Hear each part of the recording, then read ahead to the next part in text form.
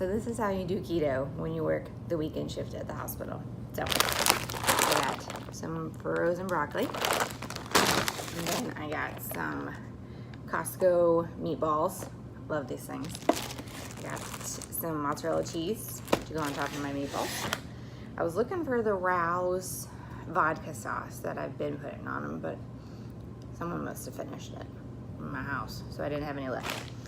And then I made this carne asada pot roast. You guys have to check out Simply Misty's recipe for this. It is amazing. Just like she says, it is so good. It's on her dinner and Dollar Tree video. And then I got some cheddar cheese to go on top of that.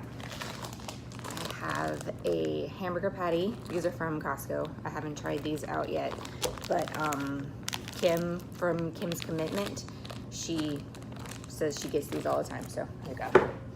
And then I brought some turkey bacon. I get the uncured kind. This is from Walmart, but I also get, there's a kind at Kroger that I get too. And then I got some string cheese. And of course, heavy whipping cream for my coffee. So, I'll let you know how I survive the weekend. Have a good day. Bye.